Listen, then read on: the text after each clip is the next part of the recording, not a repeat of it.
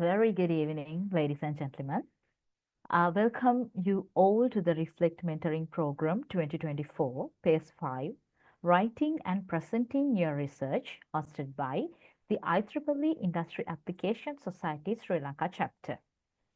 This is the final phase of our program, and we are thrilled to have you all here to conclude this incredible journey. I'm Gayatri, your host for the day. And the Reflect Mentoring Program was designed to equip you with the skill and knowledge needed to excel in your research pursuits. Across each phase, we have addressed different aspects of the research progress, and we are honored to have such a dedicated group of participants and mentors supporting this initiative. In here, I would like to give my warm welcome to the Dr. Peshala Jayasekara, Senior Lecturer at the Department of Electronic and Telecommunication Engineering, University of Moratuwa. He specializes in robotics, localization mapping, state estimation, and control therapy. With a PhD and a Master's in Engineering from the University of Tokyo, Japan, Dr. Peshala has made significant contribution of his field, and also he's a dedicated member of IEEE. Next, we have Dr. Ranga Rodrigo, a senior lecturer at the Department of Electronic and Telecommunication Engineering, University of Moratuwa. Dr. Rang has expertise in computer vision, deep learning, and robotics. His cutting-edge research focuses on advancing technologies in these areas to solve real-world problems. So, let me begin by giving you an overview of what we are expect today in PACE 5. Actually, we have successfully completed 4 PACEs. Today, we have writing and presenting your research. So, writing your research guided by Dr. Peshala Jayasekara and the presenting your research conducted by Dr. Ranga Rodrigo. So, no more words. I would like to hand over this session to Dr. Peshala. Hello, sir. It's over to you.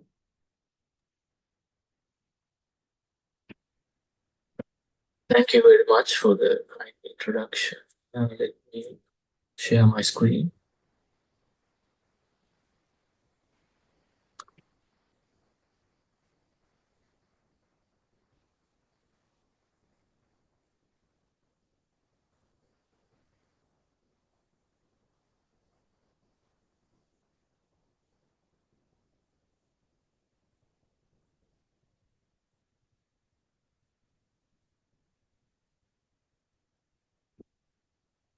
People, and you can see my screen. Yes, sir, we can.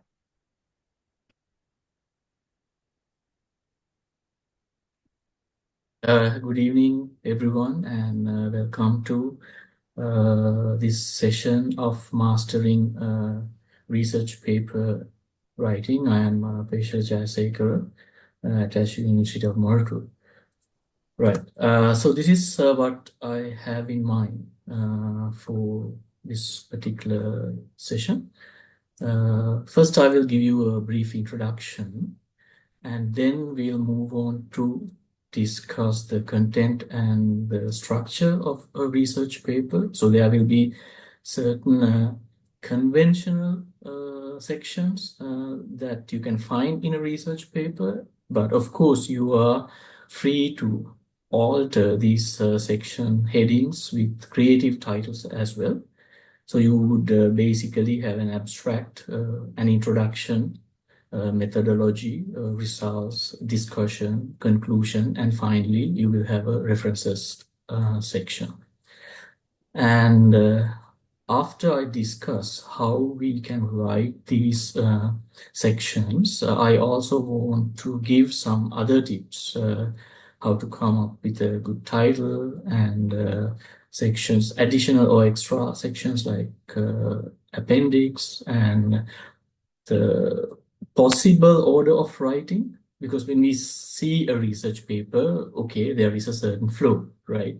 But when it comes to writing, we need not, start thinking about a title and take a few days to think about a good title, and then maybe we think about the abstract and start writing the abstract. So we don't have to follow that order in the paper, right? So we can quickly do certain sections. We can quickly write certain sections, and little by little we can complete the paper. And in fact, we would come up with the title of the research paper as our last thing, right, of the research paper, right? So because we have to have a title that can be caught or that can engage or hook the reviewer or the reader, so that he will think about reading the remainder of the paper, right? So we have to invest some time coming up with a good title. All right, so that's the outline I have for today's session. Okay, so to give you a brief introduction about research paper. Now, writing a paper or paper writing is a skill. It's a really important skill as a researcher that you have to develop gradually. Suddenly, you will not, become a good writer or a good research paper writer. Okay. And if you think about the papers that we encounter or the papers that we go through, they can be, I mean, very badly written, right? Maybe the idea is too good. What they're proposing is too good. They have ended up being accepted, right? So if you think about papers, I mean, when we deal with students, when we get the first version of a paper from the students that we are dealing with, usually, I mean, unfortunately, they are badly written, right? So we have to develop the skill of writing a good research paper. And it is a skill, of course, you can learn. And when you become a good writer, more and more papers of yours will be accepted. And when that happens, your ideas will have more impact because you know how to write it properly, how to convey the idea. We say it as like, infecting with a virus. So if you can give this idea in a compelling way to the reader, it's like getting a virus. So after that, if he's really interested in that area, he will just think about that idea. I mean, without thinking about anything else, how to implement, how to get use of that idea, things like that. Okay. And final thing is, when you become good at writing, you will start to get better ideas as well, right? So all these will happen when you master the skill of writing. All right. Now, we should also know before we go to the core concept of writing each section of a research paper, we should also know why we need to write a paper, right? And I will give you some very bad reasons, first of all, and these should be avoided actually. So you should not be writing papers to impress others or gain recognition or get promoted, but this final thing actually being promoted. Of course, writing papers or having a collection of good papers has become a requirement actually, right? But it should not be the reason why you would write a paper. And then you should not be writing papers to describe what you have done. Let's say, okay, you got a certain vacation, you come up with an idea, and in this vacation you did something, and it's not something that you use to describe what you did, because the maybe it's important for you. You might have liked what what you did, but the reader does not really care about you, right? So he does not care. We should not be writing papers to describe something we have done. The third reason is to describe, let's say, an ABC system that we develop. So we should not be writing a paper to describe this particular ABC system, because if you think about from a reader's perspective, now this reader he does not have the ABC system with him, so he doesn't care, right? So I'm just describing something I have, and the reader should not be worried about it. He does not care, right? So we should not be writing papers to describe whatever system we have. And now this one, you might think, okay, the first three, okay, we can discard them. But what about the fourth one? Should we be writing a paper to describe something new? Well, maybe it seems a good reason, right? Because novelty is usually a good thing in science, right? But the thing is, novelty in itself will not have merit, right? Maybe if you think about certain areas, like let's say a medical, or if you are thinking about some biology. So if you suddenly observe some pattern or some organism, maybe that observing that guy itself will be a new thing. But generally speaking, and most related to, let's say, engineering area, novelty in itself will not have merit, but it is the utility of this novelty is what is important, right? So that's what we should be writing about, okay? So these things, no, we should not be writing papers on these things. We would write a paper to share a useful and a reusable idea. So that's the core of writing a paper, because we use research papers to communicate ideas as researchers, right? So as I said before, our goal should be to infect the mind of the reader with your idea like a virus. So once he start reading your paper, once he start to understand what's in my mind, okay, now he's always thinking about it. So that's the impact that we have to create when we write a paper, right? And we say that the greatest ideas are worthless if you keep them to yourself, right? So if you don't write about it, if you just have an idea, a wonderful, a world-changing, extraordinary idea, but if you don't write about it, and if you don't communicate it with others, if you don't publish it, then even these greatest ideas can become worthless, right?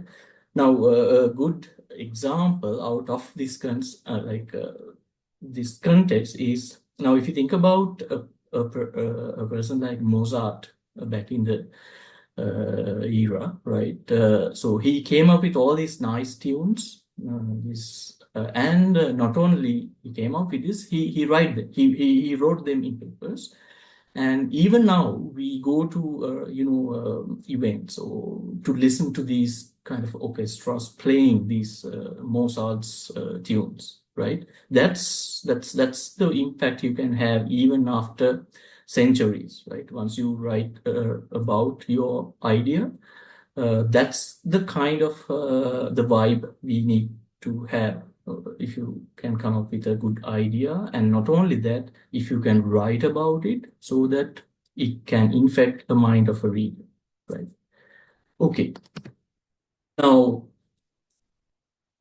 when we think about a research paper, it's the idea that's what's important, right? So it is a reusable insight, useful to the reader. So I say it's reusable because let's say when we come up with we come across a good paper and there's a very good idea, and then if the idea is amazing, then we can make use of that idea. Maybe we implement or something based on that particular idea, right? So it's a reusable insight. which would be useful to the reader. And your paper should have just one clear, sharp idea. I think that's the rule of thumb. If you, let's say, if you have a lot of ideas, of course, then you should write lots of papers. So it's not like, okay, I have many ideas, I want to squish them all into this single paper. And then what happens is, okay, it's too much information, too much complexity, and then nobody can understand, right? So it's always good to stick to one clear, sharp idea when you are writing. Of course, you will have, or you can have many or several contributions around this idea, right? But if you think about a paper, if you write a paper, write it about one clear, sharp idea. Okay, right. And that particular idea, now you have to make certain that the reader is in no doubt about this idea. So you have to be 100% explicit, right? You should not be, vaguely saying things. So you have to convey this particular idea 100%. And if I want to write it down, of course, I can have that as a sentence in my paper, right? Then I'm 100% sure, okay, my idea is conveyed properly, right? So you can have a sentence saying the main idea of this paper, right? Then the reader will be in no doubt, right? And of course, you can also say in this section, we present the main contributions of the paper, right? So that's also another way that you can convey this particular idea you have in mind, like 100% explicit, right? So that we know, okay, the idea was conveyed, right? This is something I think everyone may have encountered, right? So you think, okay, I'm trying to write a research paper. Now everyone else seems to be having very good ideas. I read their papers and their ideas are amazing. And I'm just like a mere worm. I only have, kind of weedy little idea that nobody would want to hear about it, or maybe everybody would feel like that. Okay. Now, you should not be intimidated like that. So this, as I mentioned here, it's wrong to think that you need to have a fantastic, groundbreaking, like out of the world idea before you can write a paper, right? So what I would suggest is you can still write a paper or even give a talk about any idea, no matter how weedy and insignificant it may seem to you at the beginning, right? Because when you start writing about it, then this particular seed or the idea can actually flourish and come into bloom, right? So at the beginning, of course, it can be insignificant. And when you start writing about it, you will discover the significance little by little, right? So, and another thing is like now this paper writing will be your like the forcing function to tell you, okay, what you need to study next. Because I have this idea, right? And you start writing paper, and then here there are certain things you have to include. Then it will automatically become your forcing function to, okay, I need to see maybe what other people have done in this area, or whether this idea is maybe presented before, right? Or in order to implement this idea, I need to have certain setup, some experiments. So all these things, so what to study next, or to discover the missing pieces to implement or test, all these things will, you will start to understand when you actually start to write the paper. Okay, so it will make it as your forcing function, that is the paper writing, make it as your focusing function, so that you will discover, okay, these are the things I need to do, complete these missing parts in this paper. Okay, so I think that introduction about basically covers why you should write a paper and what should be in a paper and what are the reasons I'm writing a paper, right? And the other thing I mentioned is it's a skill that you have to develop. It does not come suddenly, right? You have to graduate. Right. So with that, I think now I can move on to the content and the structure, because that's ultimately what you will have in as sections inside the paper, right? Okay. So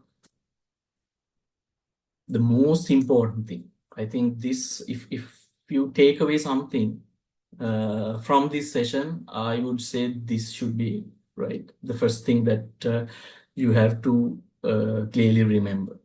That is, you have to get the reader hooked from the very beginning. You have to get him engaged from the very beginning.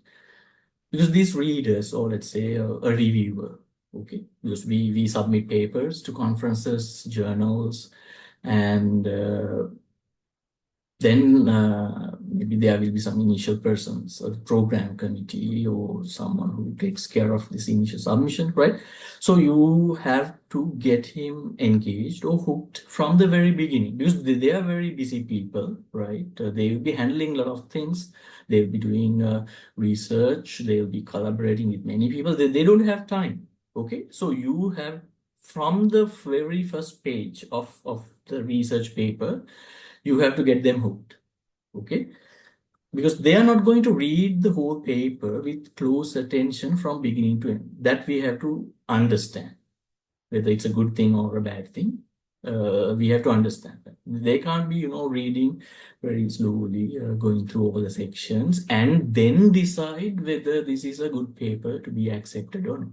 They don't have time for that, okay? So as a researcher, you have to understand it. So you have to get them engaged very early. That means from the very first page. Okay, right. Now, if I give you like a narrative flow for the content of a research paper, right? So what we will be conveying is, okay, there is this problem, right? So it's an interesting problem, right? And it might be unsolved, but it's not very likely. And because many people are looking for problems and trying to solve them, right? So maybe we might not be the first person to grab a certain problem and try to solve it, right? And there can be existing solutions, and they can be improved, because when there's a problem, there can be existing solutions, and they can be improved. Then, because other people are also engaged in solving these kind of problems, we say in the paper, okay, this is how others have tried to solve it, but there seems to be limitations or drawbacks. Okay, so that's basically we call it as the literature, right? The related work, right? So there is a problem. It's an interesting problem. It's either unsolved or there are existing solutions, but there seems to be limitations, right? Now, here is my idea. Okay, so all these things you have to convey from the very first lines of the paper. That's what I'm saying. Okay, what I have put right at the top. Okay, so all these things you have to say from the very first page. So we say, okay, here is my idea, and I say my idea works, and here are the details. Okay, I have the implementation, I have worked it out, and it works. I have all the data, right?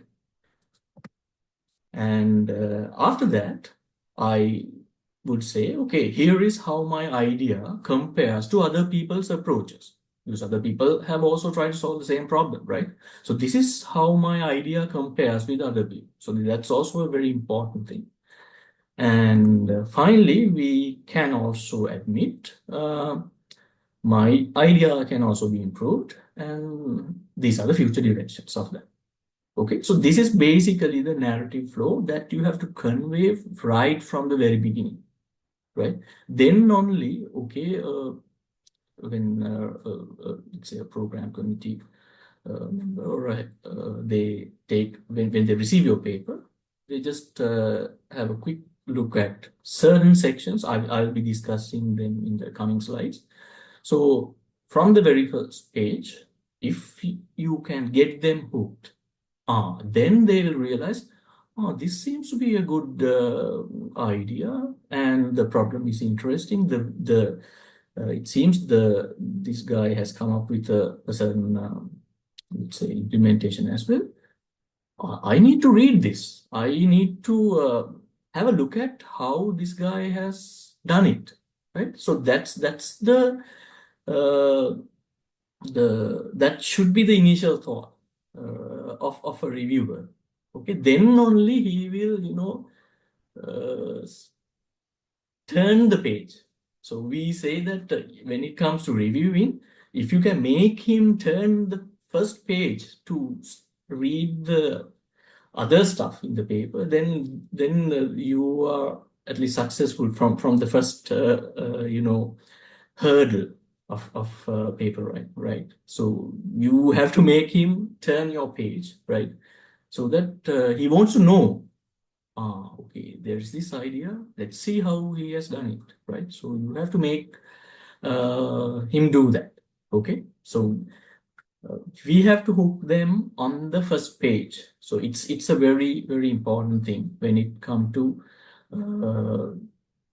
getting your paper accepted, right? Now we have this narrative flow, of course. Now there is a certain way of presenting the ideas.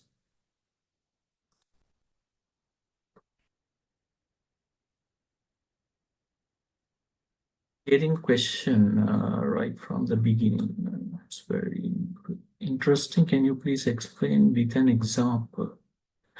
Yeah, I will get to that. I have a lot of examples lined up. I will show you from our research paper. So Dr. Ranga Rodrigo and myself have also collaborated with many projects, many research work. I have them in line. So please be patient. I will go through all this, right? Giving you, these are just merely words, right? So uh, I will show you evidence, right? How you craft certain aspects, right? Yeah, okay. So formally, your paper will have these sections, right? As I said in the very beginning also, these are kind of, conventional sections. So you can, of course, stick to that, right? But if you want to make things, if you want to spice up things or make things even more interesting, you can come up with your own, titles as well. But for the time being, let's just stick to these ones, right? When you master the skill, of course, you can change the names of these sections, right? So there will be a title, as I said, the most important one. Then you have an abstract, which is followed by an introduction, right? And then we have the related work or the literature review section. Maybe I should be using the pointer. Right. Okay. Then methodology, that is where we describe how we have done it. Then we need to have results, of course, right? It can be some tangible results, or it can be even a theorem that you have come up with, right? And there will be a certain discussion about it and concluding remarks, and then, of course, the references. So this is how a typical research paper would look like. And I will go through each of these sections one by one. Okay, how to write them.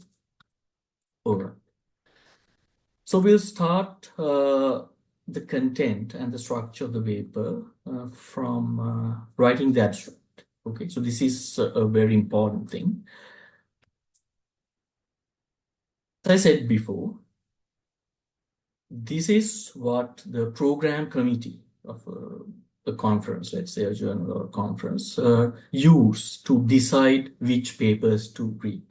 Okay, now you see the gravity of it. Okay, so if you think about let's say a top journal or a top conference.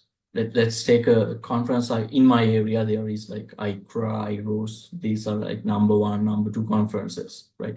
So there, when you have this yearly conference, they'll be getting huge amount of papers, right? From all over the world. Let's say, I don't know, like 5,000 or maybe 10,000 papers, right? Or even more than that. So we can't be having all these papers, right, in the conference. So we have to select the papers. And here what I'm saying is we have to select the papers to be sent to the reviewers. So I'm not talking about getting accepted, right? So that will follow later. So first thing the program committee needs to do is from these papers, this is, as I said, they are very busy people, right? From the receipt of a certain paper, they have to just go through the most important sections. That's basically the first page, right? And decide, okay, we'll send this to a reviewer, okay? And then there will be such, I don't know, even if you take these ICRA or IROS conferences, there'll be like 5 or 10 reviews, I don't know. It can be that many as well, right? So they will send the paper to the reviewer to start reviewing the paper, right? So the program committee would go through your abstract and decide which paper to do. So please keep that in mind.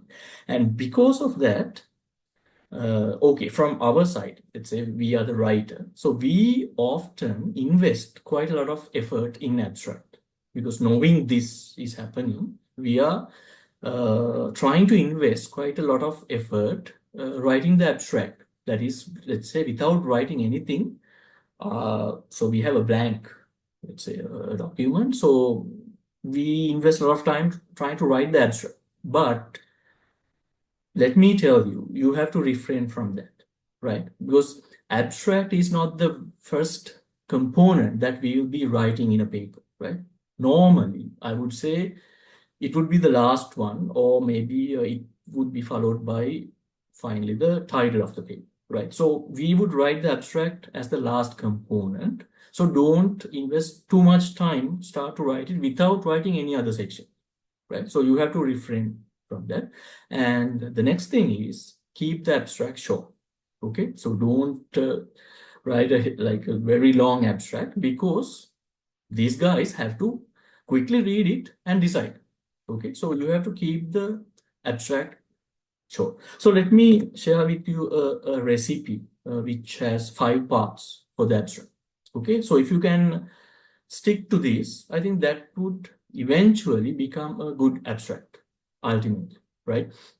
So there will be so this I have actually borrowed from this particular website. Okay, you can also have a look at it. So this is a very old one, actually, Dr. Ranga. I got it from Dr. Ranga. So this recipe has 5 parts, right? So there will be a motivation. So you have to tell what motivates us to look at the problem, okay? And that can be just one sentence. That's it, okay? Your motivation is just one sentence you are talking about. And let's say the problem is too good or too interesting or too compelling. In that case, maybe even we can omit the motivation as well. Okay, there's no need of a motivation if this problem is too interesting, right? Okay, let's say it's not the case. So we will have a 1 sentence motivation to do this particular research. Then, of course, we will state the problem We just have to say what the problem is. Again, one sentence. Okay, don't write too many stuff. Don't write background of this problem and blah blah blah in the abstract. Okay, just one sentence. Write the problem. Okay. Then we will say the third one is your solution or my idea, right? How did you go about solving the problem? So this can be, even it's better if you can say it in one sentence, maybe it can be a little bit longer, but it's totally okay to have, let's say, two or maximum three. Don't exceed that. Okay. This is your idea because it's like the core of the paper. So it's all right to give away a little bit more information than these two. Okay. Because this is what our paper will be based on, right? Then we have to tell the results. Okay. What your solution has achieved. Again, one sentence, right? That would be enough. So I'm talking about the abstract section, okay? And finally, a concluding remark and the implication of your answer. Again, one sentence. So this, if you can stick to this, as I said, I can promise you, you will end up with a good abstract. Now, to answer this question I had, let me share with you two abstracts, right? This one is actually from last year, 2024, IEEE ICRA. So this is like the holy grail, I would say, in robotics and automation, right? International Conference on Robotics and Automation, right? So this is a finalist paper. This is not the best paper, but it's one of the finalists. So there are different sections also, right? When we submit a paper, if you have already done that, you know that your paper or your contribution, your work belongs to a certain area, right? So we will be choosing the area when we submit it. So that would also help the program committee to select those into different sections. So this is from the robot vision. Okay, right. So I will quickly go through it just to give you an idea and how it fits to this particular recipe. Okay, so this would help you writing a very good abstract. So you can see in the first sentence itself, it says this 3D SOT is an important and challenging task for autonomous driving and mobile robotics. So these things, autonomous driving, so these are trending. So this is our motivation.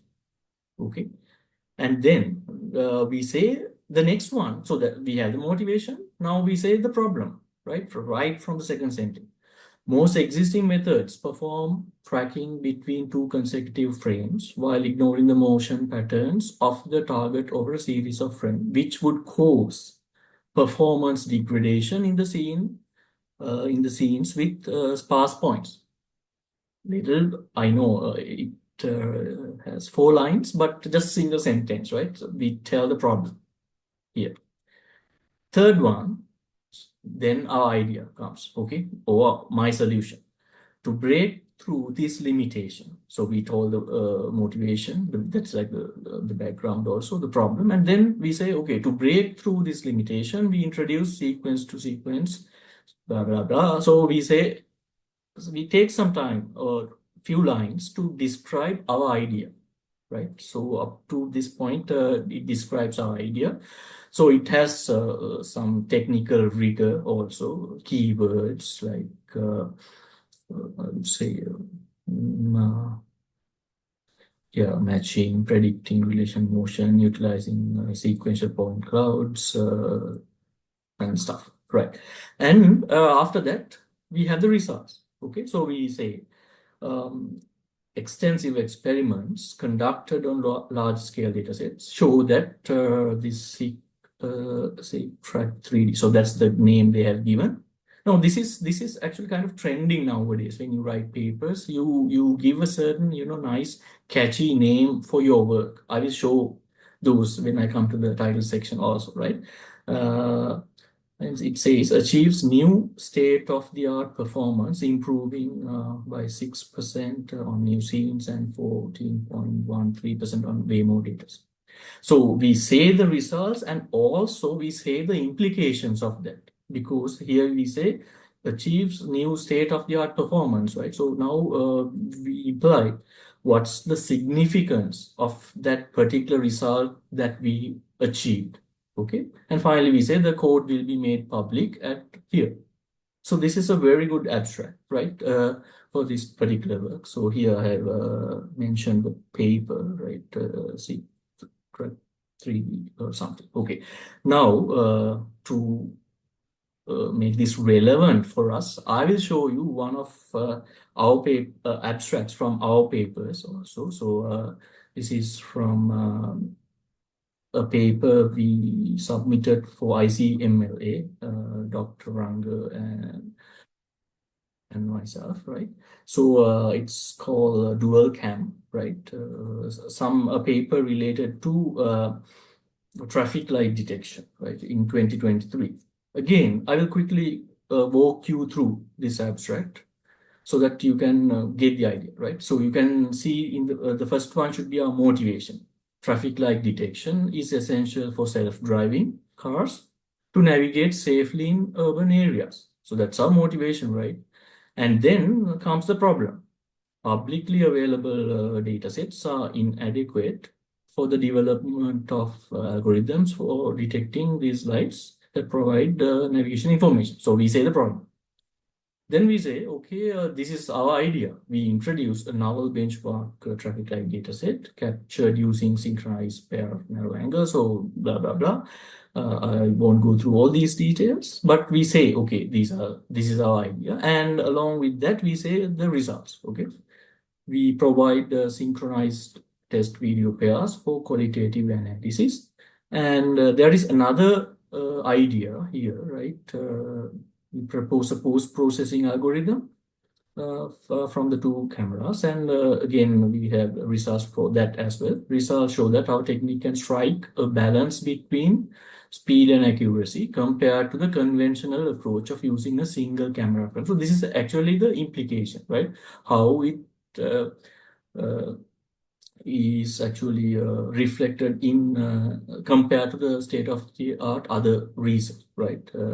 We compare the approach and these things, and we also say the data set and the algorithms are available here, right? So you can see this also nicely fit into that particular recipe, and this is something you can make use of. Okay, I hope you understood. And as I said, don't hurriedly write this abstract as the first thing of your research paper. Take your time, write the abstract as the ultimate thing or the last thing of writing the paper, because in that phase you will be ready to write the abstract. You know all these other things because you have completed the other sections.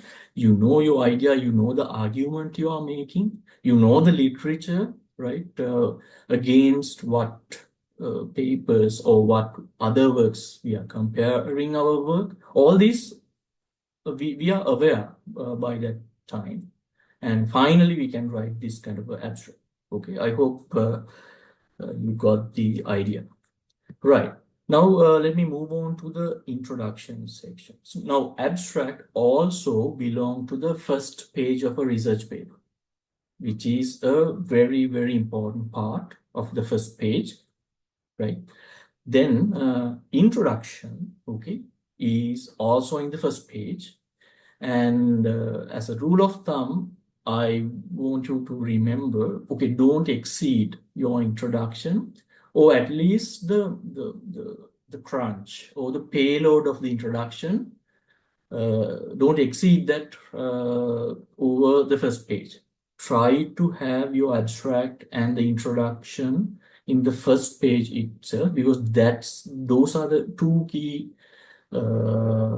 factors, together with the title, of course, that would actually make your reviewer or the person who reads it hook or engage with the paper and decide on whether to write the remainder of the paper. So you have put a lot of effort to write this paper, and you want them to read the whole thing, right? Before make a decision. You don't want them to make a decision just by looking at the first page if you have very good things in the other sections, right? So it's up to you to write the perfect abstract and the introduction so that it makes them Like flip the page, turn the page, and go to the other section, right? So let me tell you how we can write a good introduction here. Right. Again, as I said before, right? Fit the abstract and the introduction in the first page. So this is like a must, okay? Maybe in some cases, the introduction can go to the second page because sometimes researchers may combine the related work and the introduction, right? So there will be no related work section, but maybe I don't really recommend it because it's good to have a separate related work section. And this is a nice arrangement. You have the abstract and the introduction in the first page, okay? So I have mentioned it here. Physical act of turning a page is a big hurdle for the reader. This is true, right? So don't make him turn the page. I mean, to get the information about the introduction. So just send off all these abstract and introduction and make it in the first page, right? So he will do this only if he's interested, right? Okay, I have been repeating this so many times because it's that important, right? You want the reader get hooked, okay? If you talk too much background or if you vaguely set the scene, that is death for your paper, right? Please remember that. You should not be, telling all the background information about, let's say, I'm talking about, so that particular paper, we had the traffic light detection, right? So if I'm talking about the future of autonomous driving and everything related to autonomous driving, how it can help, like, so if I take, let's say, a paragraph, if I take a paragraph in the introduction to set the scene and tell the background of autonomous driving, my friend, this is the death for your paper, right? Don't do that. So the reader wants to know why they should read your paper now. Okay, so they want to know when you go through the first few lines of the introduction and also the abstract, they should know why they should be reading the rest of it, right? Okay, so let me give you a nice recipe once again for the introduction, having 3 parts. Okay, you tell the problem, you set the scene and sense of the problem in the first paragraph. Okay, not the whole paragraph. That should be there in the first paragraph, right? Then the other thing is the state of the art. Because when it comes to research, when you are tackling problems, there is a certain problem and many other people have tried to solve it, and they are in this particular moment also, they are thinking about it, right? To come up with a better solution, to improve the accuracy, even 1%, 2%, okay? So there will be a lot of other people working on that, and we have to be aware of the state of the art, okay? If my idea has been, done 5 years ago, there's no point writing a paper, right? Okay, so we have to be aware of what's going recently, okay, the recent advancements or the developments on this particular area, on this particular problem. So I have to tell a short summary of existing solutions and their drawbacks. So this is part of the introduction. So I told you, we are not going to tell everything about these existing solutions in the introduction. We have a separate literature review for that. There we will describe them. But here we have to just give a summary of some of this impactful work. Because when you think about related or the literature, you can actually, cluster them, right? In certain areas. Okay, these guys have taken this particular approach and this is their progress. And these guys, it's a different approach and this is their progress. So likewise, you can think about some we call them as seminal papers, right? Very recent, very impactful papers in that particular area. So we take few of these and we describe them, and also we have to tell the drawbacks as well, because just telling what other people have done is not enough. Because if you are not telling the drawbacks, if you are not telling the limitations of other people's work, then if we are just saying, okay, this has happened, they have achieved this, then why are we doing this research, right? Because those people have already done it, right? So if there is some limitations, drawbacks, only we will try to improve it. So this telling about the drawbacks is important. I will mention that when we come to the literature review part as well. Okay. So this small part in the introduction would help the reader to understand the problem better.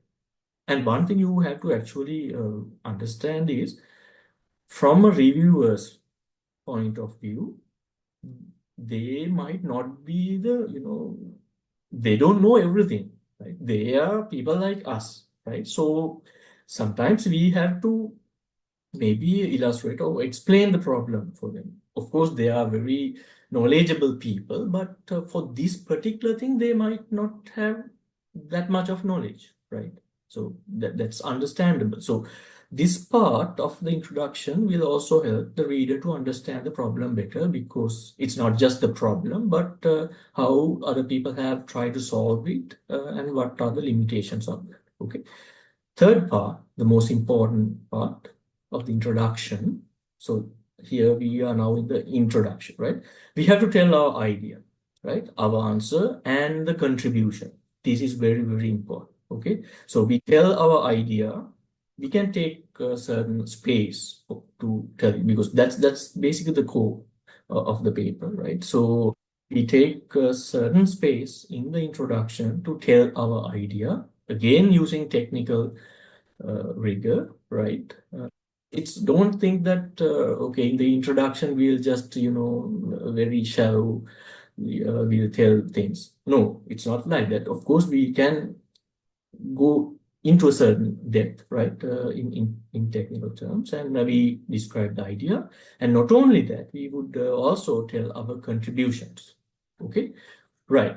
So I will go through these three quickly. It seems I'm taking a little bit more time, so I think I will read up a little bit. Right. First thing, describing the problem. Describe. Okay. Right.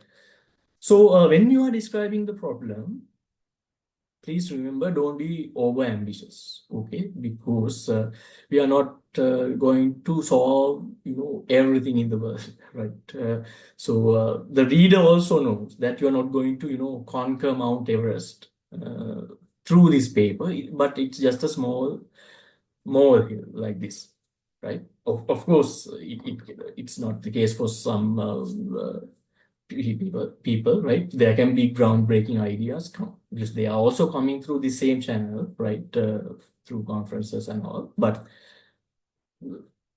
I'll take me as an example, right? So maybe I also let's say belong to this part. Okay, so don't be over ambitious and tell, okay, my idea will solve all these problems in autonomous drive, right? It won't happen, right? So it's a small thing. We are actually tackling a small problem of a very big problem, actually, right? So don't be too like over ambitious when you are describing, and you have to write to the point.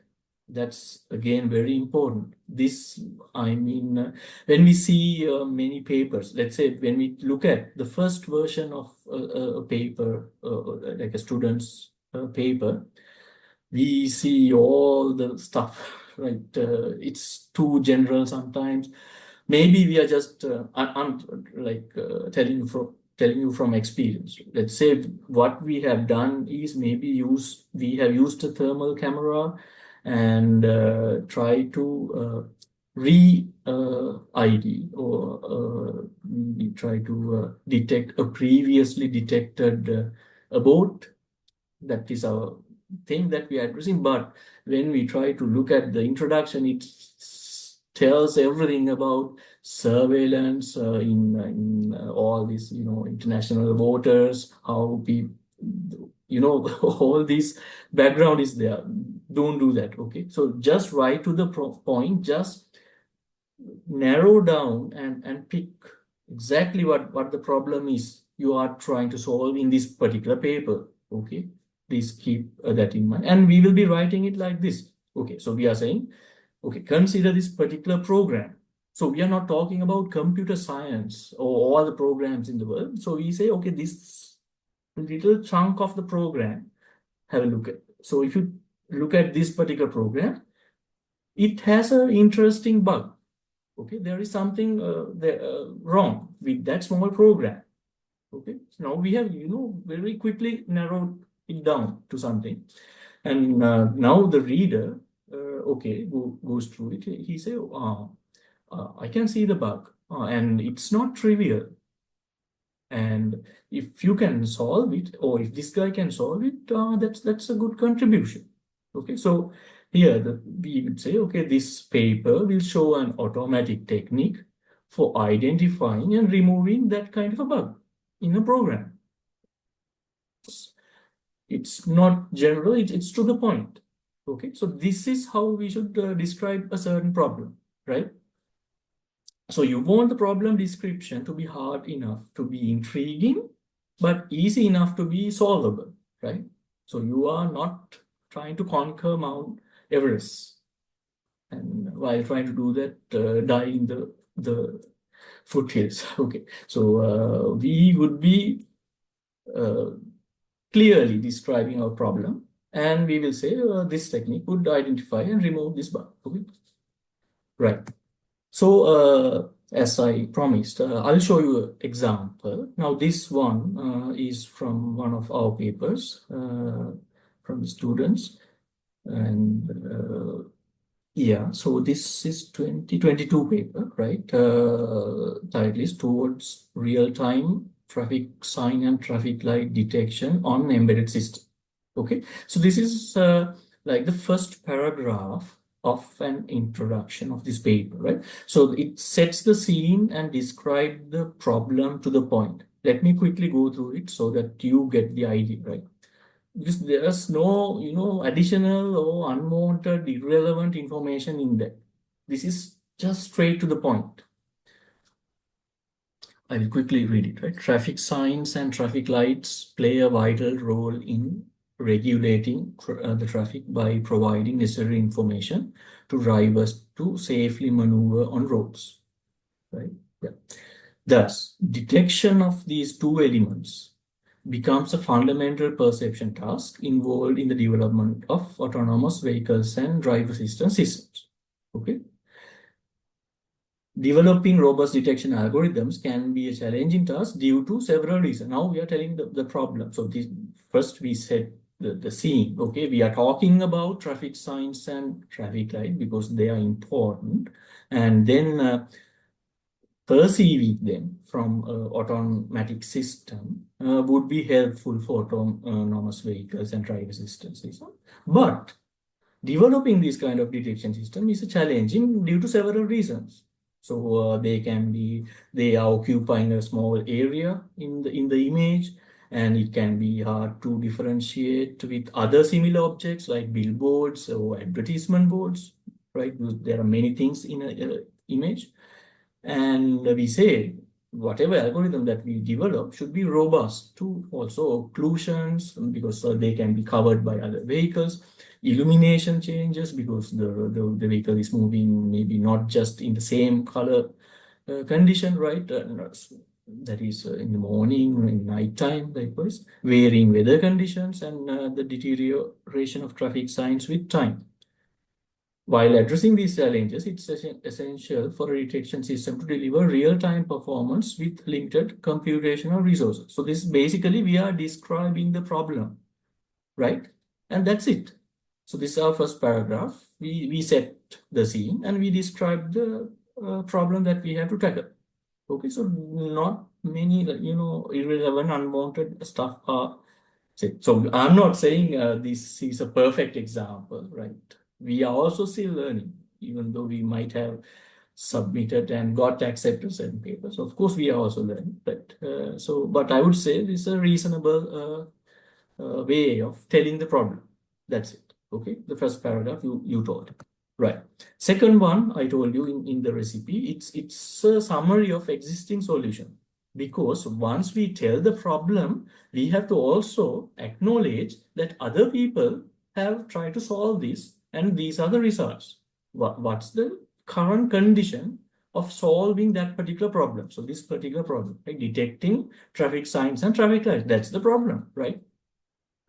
Okay, so as I said, we are not the first to solve this. Okay, and we would say here are the main approaches from others. I told you in the introduction, we are not telling about everything in this. So we would, again, would not tell that in the literature review also, but we will capture certain important ones, right? And then we say, okay, they have these drawbacks. So here we are not going to write too much about it, okay? Because we have the related word. Now, if I look at the introduction here, if I put too much related work, now that would become, a hurdle between your reader and your idea, right? Now we are telling, okay, this Douglas and Brown, they approach this problem and this is what happened and then blah, blah, blah. And then we take the other guy and explain it. Now we are, little by little alienating this guy from the idea, because our job is to tell the idea and get him engaged quickly, right? So that he's to make him interested to read your work, not other people's work, right? If you talk too much of other people's work in the introduction, then you're separating these two, right? Of course, we should be telling certain things, because otherwise, what I might have done might have happened some time ago. So that we have to, carefully convey. Okay, so don't make this guy too much in the introductory section. Okay, but we will select few important things and tell the drawbacks. Right. Again, I will show you the example. This is like same paper, real-time traffic sign and traffic light detection. So this is like the second paragraph. Okay, I told you the first paragraph, that is the problem, description of the problem. Second paragraph, I would say, initial work done on traffic sign and traffic light detection. Now we have this work reference, okay? Mainly focus on traditional image processing based techniques. So all these, we have clustered them, okay? Now you cannot do that, just if you don't know. So you have to invest time on that, but I will tell more details about it. And here, so, okay, we say that these initial work have done this problem. So they have also tackled this problem, but using traditional image processing based techniques and machine learning algorithms. And then we say, so these are early works. And then we have another cluster. So these are recent deep learning based approaches. So we have a few of them. They have been able to outperform the classical approaches. Okay, so now these guys have outperformed these guys. So we don't have to talk much about these after that. Now these guys are the challenge for us. Okay, we now outperform these classical approaches, especially in challenging and complex road scenarios.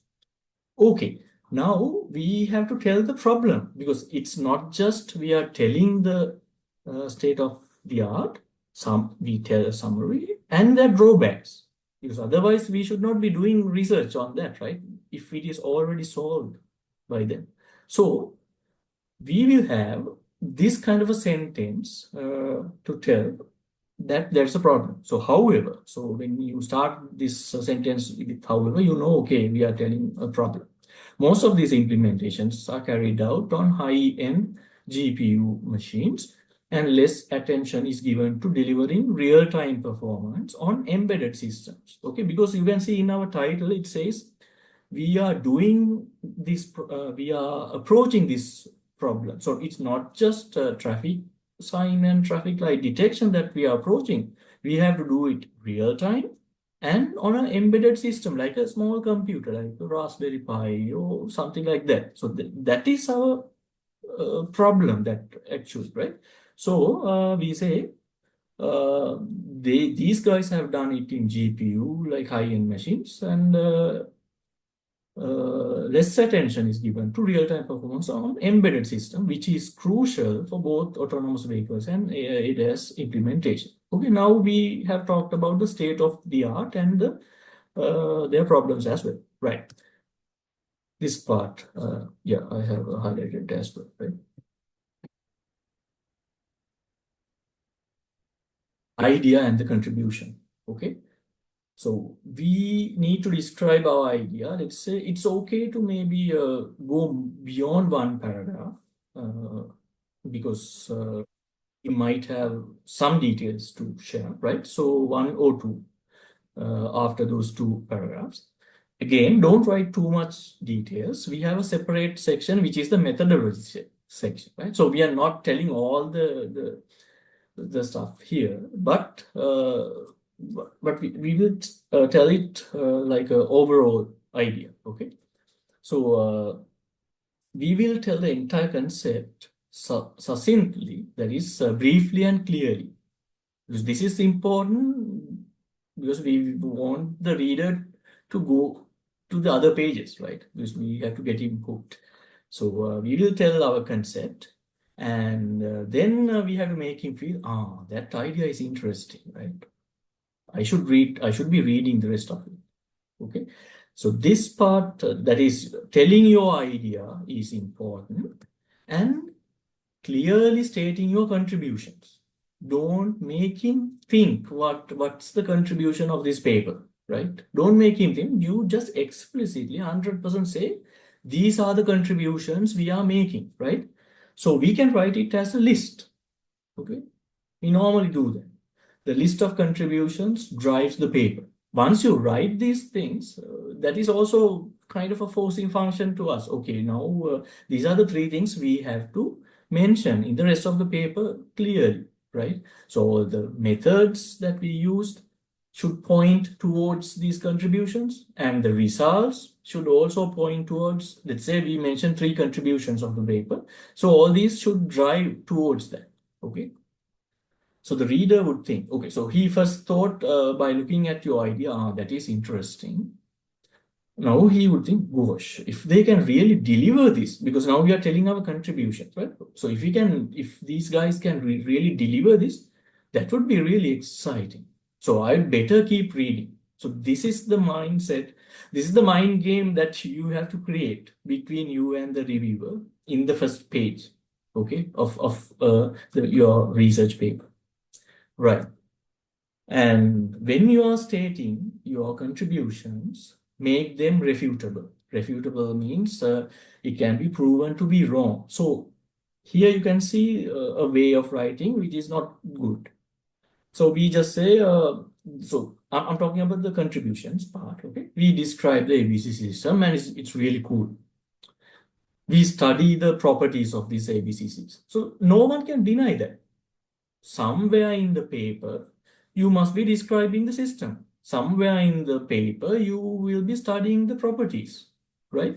So this is not the way, but we have to say in a way it's refutable. That means, okay, I tell the contribution like this. We give the framework and you can see we are also forward referencing as well, right?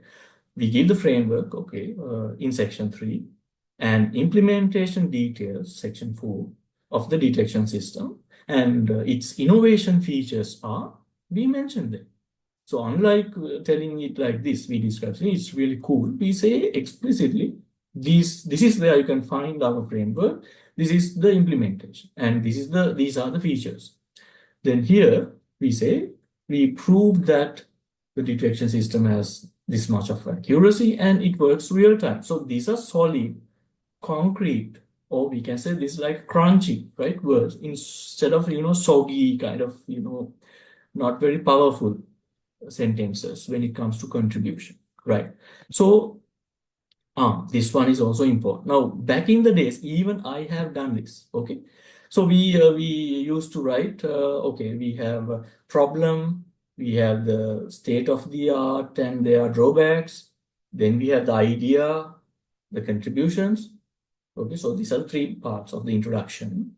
And then we also would write the rest of the paper is structured as follows. Section 2 introduces the problem. Section 3 says this. And finally, section 8. No one would read it. I mean, it's just, wasting your time, the space. Okay. Back in the days, we used to write it like that. Even if you think, get a book in the very first introductory, maybe section, you will find these kind of things. But we will deal with them when we encounter. But here you can see we have nice forward referencing, and you can kind of engage because it's inside this contribution part. So don't write a separate paragraph telling the rest of the paper is blah blah blah. Okay, there's no need for that. Don't waste space for that. Okay, the reader will skip it. Basically, he will encounter, he will start to think about it when he deals with it. Okay, right. So let me again tell you the third part, an example of the third part of the introduction, again from one of our papers. Now this is a different one, shift lane. This is for lane detection. So all these papers were actually, connected with a self-driving vehicle that we were working, Dr. Ranga and myself. This is on lane detection. Previously, it was traffic light detection, right?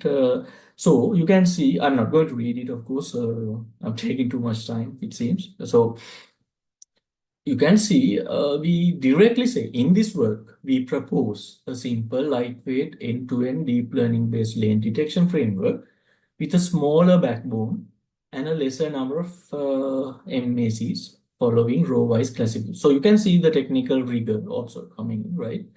Then we say the inference speed is this and this. So this is basically this explaining your idea. And at the same time, we say comprehensive experimental results are shown on the QLane. So this is something else, okay? Benchmark data set. So we are comparing it with other people's work. And accompanied by comparison of a result with the state-of-the-art approaches. Okay.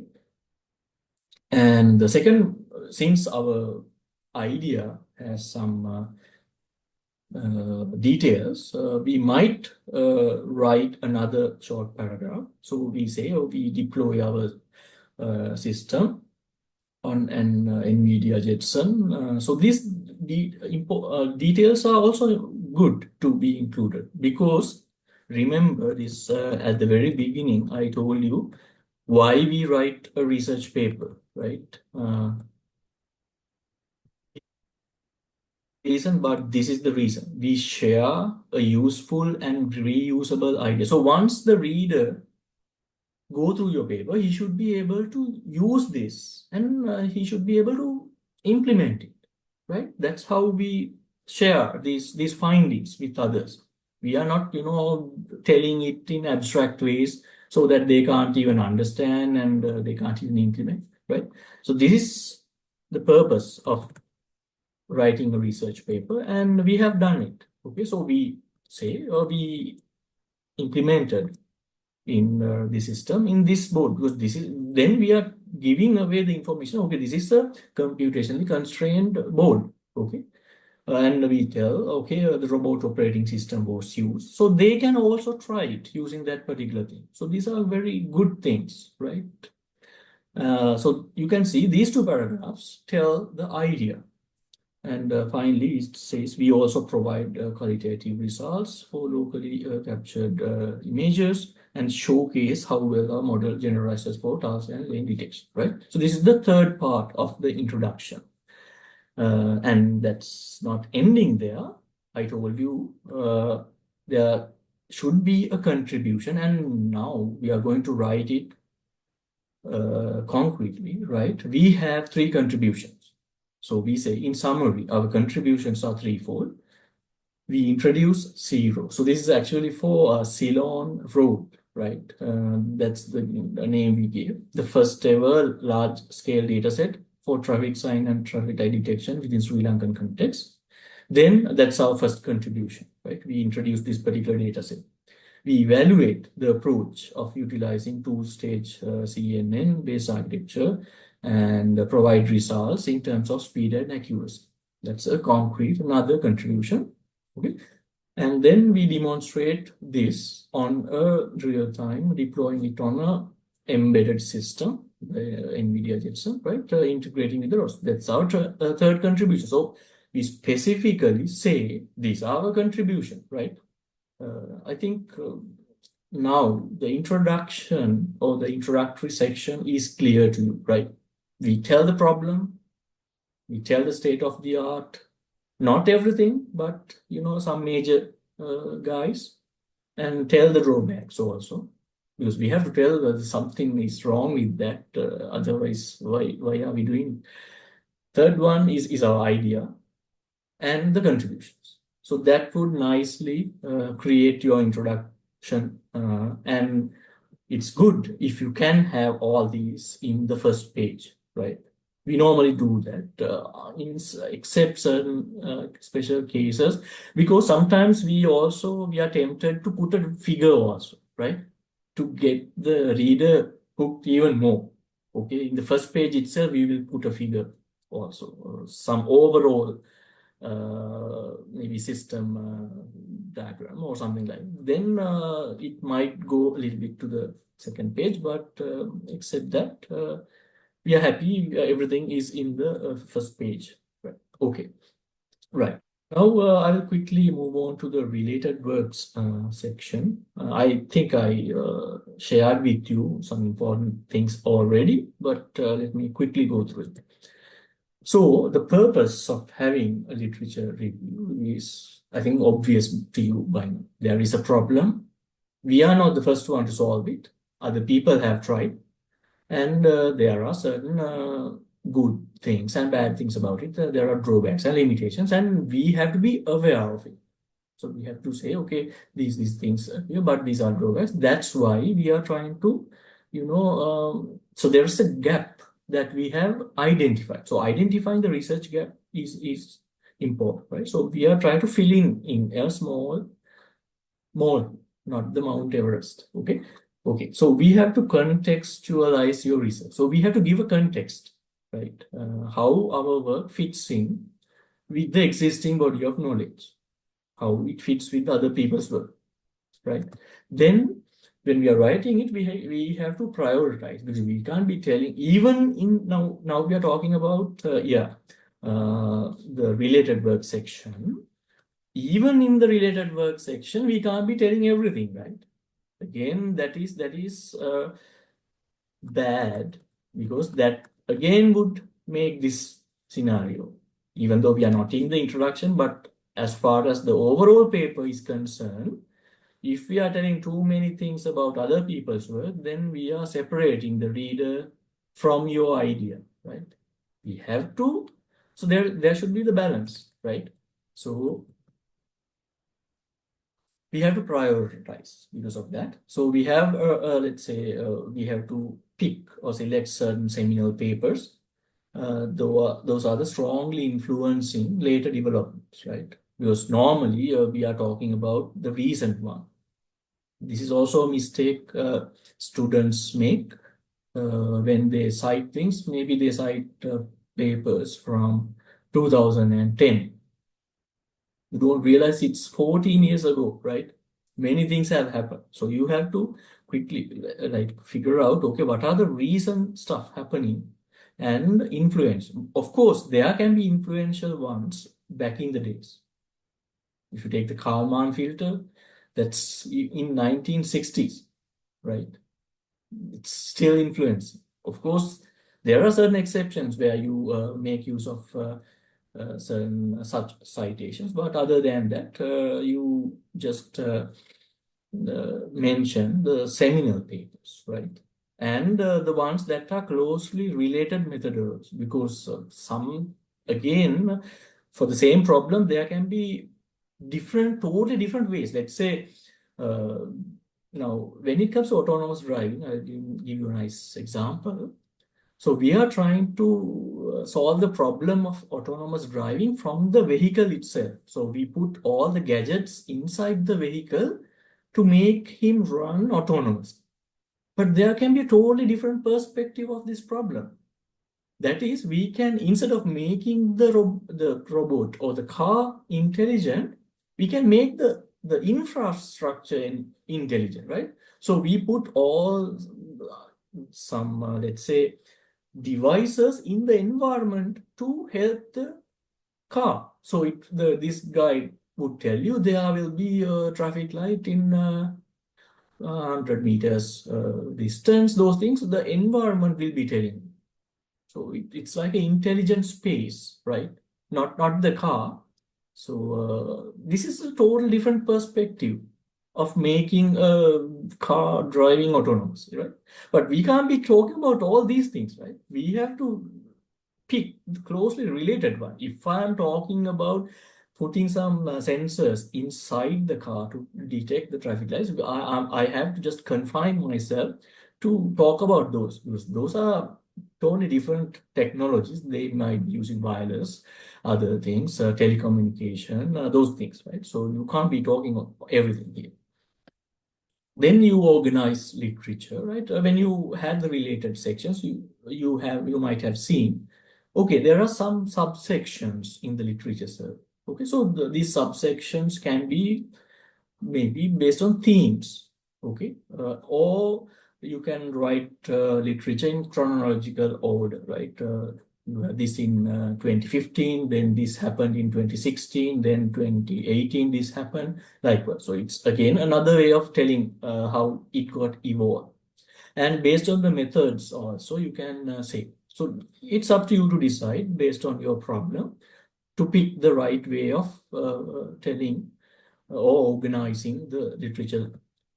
And this, okay, now when we were doing, let's say, PhD, or I mean, like 10 years ago, we didn't have this. So we had to go through the literature one by one and then try to summarize it, to try to understand what they are saying and get. But now we have tools, okay? And we encourage you to use them as well. And not only us, but even universities like Princeton, they also endorse. So I just saw in their Princeton library website, they mentioned these tools that you can use to do or, I mean, come up with a good literature review, right? So there's websites like LitMap. This is literature mapping, right? Connected papers. So you can go to these websites and get a good understanding. So let's say here I have typed vision language navigation. That's also an area Dr. Ang and myself worked on, right?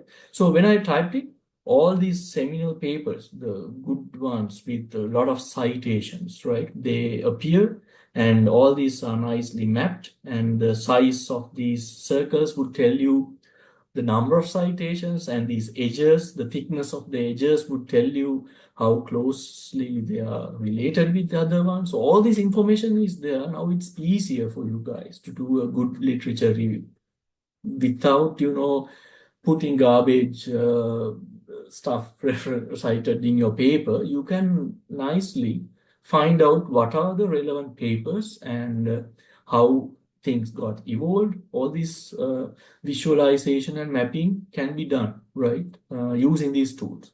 So you can, of course, use them. We did not use them back in the days, but now it's high time we use them as well. And of course, for the basic search, I think Google Scholar, right? You can type them and find out what are the papers related, and mentally, those kind of things would tell you what is the literature. But these guys would tell you how they are connected and mapped within, like in the interconnections of these, which is very good and very nice. Okay, so one thing. Now, this is again a mistake you guys may maybe when we see the first versions of the paper, when we discuss with the students, they have picked strong references, right? So, quick check whether that particular paper is a good thing or not. Okay, because there are a lot of conferences out there now. So even in Sri Lanka, we have many. Even in our university, there's many, right? So likewise, we there are many conferences, but we have to pick when it comes to uh, share the state of the art or the related work, we have to be pointing towards the good ones, right? Strongly influencing later developments, right? So we can't be telling something that has happened. I mean, I'm not putting them down, but you can see when you go through these papers, they don't have substance, right? So some quick indication is the number of citations, right? If they are well cited, that should be a good paper. And the year also, right? And these are also connected. If it's a 2024 paper, it might not have many citations, but still, if it is having many citations, being in 2024, that should be a out of the world paper, right? Likewise. And also, you have to check the conference and journal, right? Whether it's a good one or not. You know, when you go to the Google metrics, you can actually figure out what are the good conferences. So there is things like H index that you can have a look at if you have a high impact factor. So those are the good conferences, right? Not every conference is a good conference. So when you cite these, that's a very important. If you are citing some garbage conference papers, then you are in trouble, even though no matter how good your idea is, right? If you are comparing this with some garbage, then you are in trouble. Okay, so look at the citations. So what's the conference they appeared, right? When you are citing them in your right.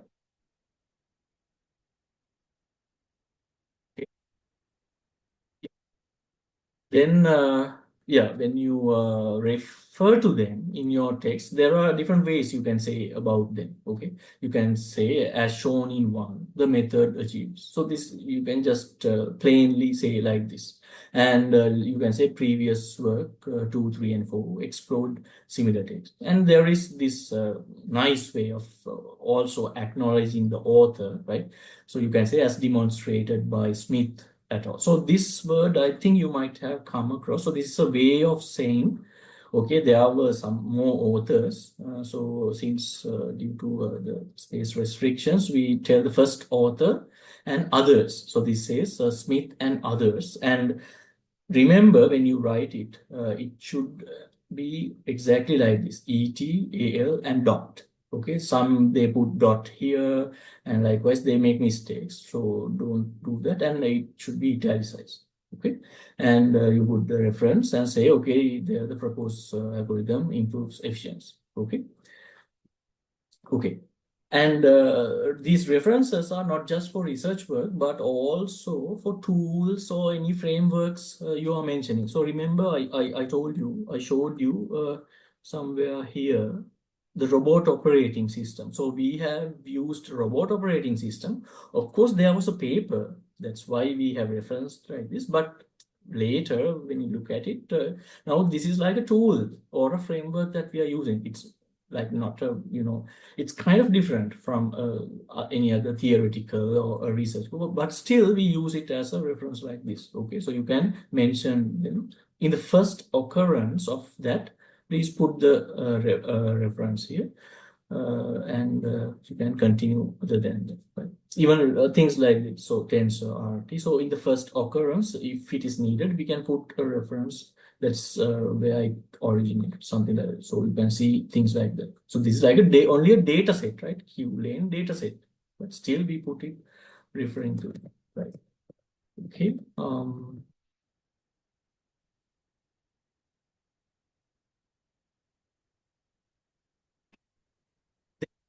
In the literature review, another mistake you do is you just say, okay, these guys have done this, these guys have done this, this.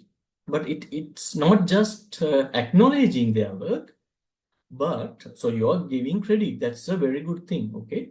And at the same time, you have to highlight the limitations. So these guys have done it, but or however, these things are there. So that combination should be there in the paragraphs. I will show you one.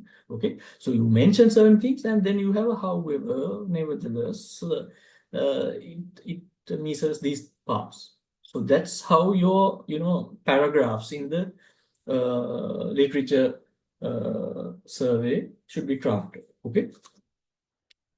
And this is something that you have to remember. This is something, I mean, it's wrong. That is, to make my work look good, I have to make other people's work look bad.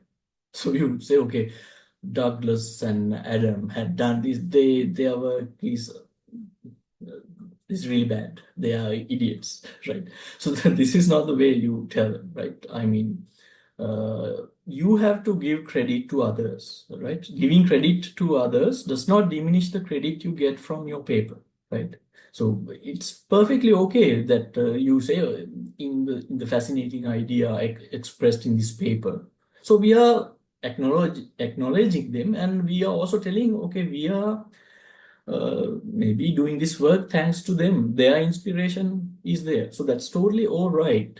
Okay, you don't have to always say that that's bad, that's not working. Okay.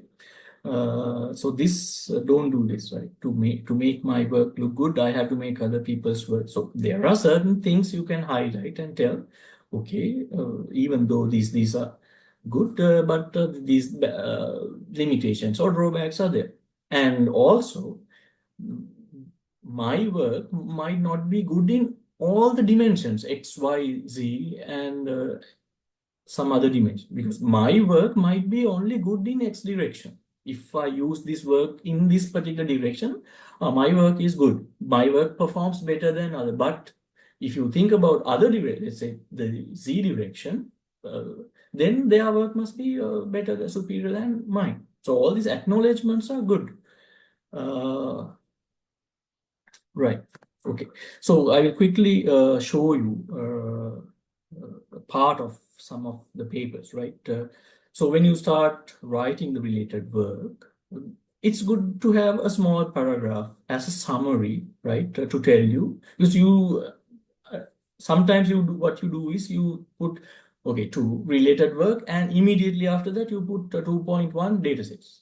I mean, this is good. If you look at books also, there is some summary of what to expect in the coming sections. You put it here and then start writing, okay, 2.1. So you can see we have separated the related work, maybe based on different themes or methods or something like that. So here we compare different data sets. Then we have the algorithms. Then we compare other people's work. And you can see at the end of the paragraph, we say, as their main focus relies on image processing based approaches, they do not provide separate train and test sets and a clear evaluation metric. So this is a simple thing, actually, if you really look at it, but you can identify it as a drawback, right? That's all. And here also you can see you mention, you acknowledge their works in this initial sentence, right? Most of the work done on road marking relies on this and that. And a review of this detection can be found in this one. And something here in the work that uses inverse perspective transform, you mentioned them, but then at the end you say, however, this may result in poor performance since road marking detection accuracy directly depends on performance on the lane detection. Likewise, this however, that thing has to be there, right? Just mentioning the work is not enough. Okay, so please remember that. Okay, so I will quickly move on to the methodology. Now this section is easy actually, right? This section is easy, and I tell you, when you're writing the paper, I would suggest maybe you can start with this section, because you have done certain experiments, you had the idea, you implemented it, you can just directly write it, right? Because you are the one who knows. Even we as instructors, we don't know what exactly you did, but the students who implement the system, they know what they did. So you can start writing about it. and you have enough information. So this, I would say, okay, you can start off by writing the methodology section first, okay? So this is where you explain how of your research, how part, okay, conducted in enough detail for reproducibility, right? So this is important. This is the purpose of writing papers, right? We share our ideas, we convey our ideas with others so that they can make use of the paper, and maybe they can implement it, or they can modify or improve on it. Okay, so we have to give enough details for reproducibility, right? You have to demonstrate research rigor, of course, right? So proper scientific techniques, terms need to be used in the methodology section. And also, now another mistake you guys make is, okay, you say, I used maybe a low pass filter with this particular frequency to do this. Or I used the convolution neural network to implement this part. Or blah, blah, blah, right? So in the method, you would say what you did, but that's not enough. You have to say, or you have to justify your choices. So, because when it comes to certain things, there are many tools, right? You can make use of. If you want to transport, you can take a car, you can have a bike, a three-wheeler, whatever it is. But if you might have taken one thing, but you have to justify why you did that. And that is not just for techniques, but also the certain parameters that you use. Okay, so I use this maybe 50 hertz or this 1.5. So how did that number came? So the reader wants to know, right? So you have to justify your choices with reasoning. That's important. So this will usually happen inside the methodology section. What you did plus why you did that. Okay, that's important. Sometimes, of course, there are empirical or experimental values that you, because you do some experiment several times, change parameters, and you come up with, and it's totally okay, because that's also a way of doing it. So let's say I have a PID controller, I have the parameters KP, I just experimentally found out the numbers and it worked. So that's perfectly okay. So we say that these were experimentally found. Why you have to tell this is because that would help the reader if you want to implement this whatever, let's say a line following algorithm, right? So he can use those values and put them there. It works. So that's also a way of sharing knowledge, but most commonly, other than that, you have to justify your choices. Okay. And you have to ensure reproducibility, providing enough details, right? That's why sometimes it's good to tell, okay, we just say, okay, this was done inside the NVIDIA Jetson Nano. So that gives away certain information, because a person who has the NVIDIA Jetson, he knows, this can do only this thing. So it seems this algorithm works inside that. So we have a face recognition system you build. You can't be putting the whole computer there to do it, right? So if I can have it in a Raspberry Pi, so that's good or useful information, right? So the structure in the methodology section is, you have, of course, good to have an introduction that would state the overall approach. And together with that, you can put a overall system diagram, a big figure, like that's like the core figure of your the whole system, right? So along with the introduction, where we tell the overall approach, and then you can go for subsections. So we explain maybe the materials, the data sets, the equipment, the experimental setup, software, parameters, configurations, then the procedure, how we did that, okay, outline the key steps, and the analysis. This is also very important, because we just do something and produce results, that's not enough. You have to say, okay, how you analyze the data. So most probably you might have used certain metrics to evaluate whether it's a good one or a bad one, right? So there will be a certain number. cost of transportation. So you have multiple robots, you make them move from A to B, and I check the cost of transportation as the metric. So these things you have to tell, okay, what did you use to actually analyze or evaluate? So if you are sending a drone, it went from A to B, but my preferred way is something like this. So I have to compare with the path it took versus the actual intended path, right? So those kind of analysis need to be done. You just don't say, the package was delivered by the drone.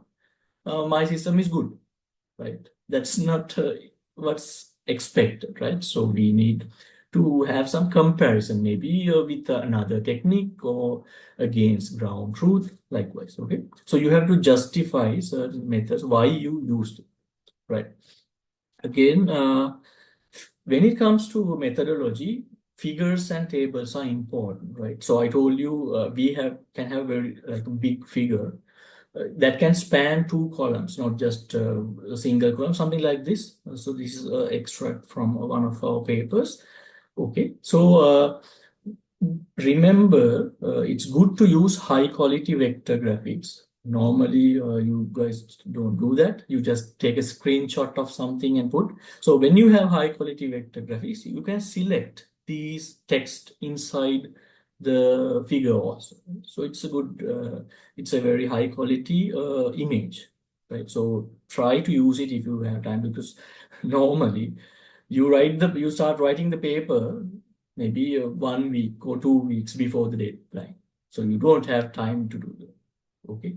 So you won't be doing this, but we recommend you do that because then it's nice and clear, right? And you can't be having floating figures. That means, so what I meant by here is sometimes you just put figures and you don't mention them in the text. So why the figure is there, right? So if you put a figure, you have to refer to it, right? So you say, okay, in figure 1, this is this and that. And sometimes you make the mistake of telling, okay, in the following figure or the figure to the left. So you have to stop doing that, because when these figure locations change in editing or something in the final manuscript, it might no longer be in the left side. So always you have to say figure 1. So you have to properly refer to them, not as the following figure or figure to the left, right?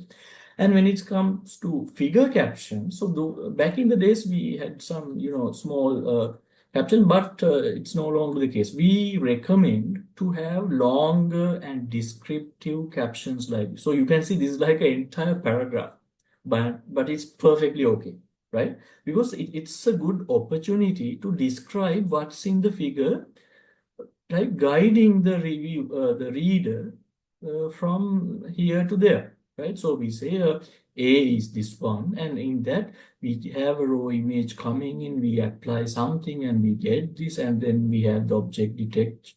Likewise, we can nicely expand. These fonts are smaller, so you can actually have another advantage also. But you can put these more details here, because compared to the manuscript text size, this might be a little bit smaller, right? And you can see even we can refer to some other citation, like references are also there, you can see. So this is now becoming the norm, right? You put a good figure caption with enough details, you explain it, right? And just like I said before, you might be writing the paper just 2 weeks prior to the conference, and you don't even have time to go through the guidelines.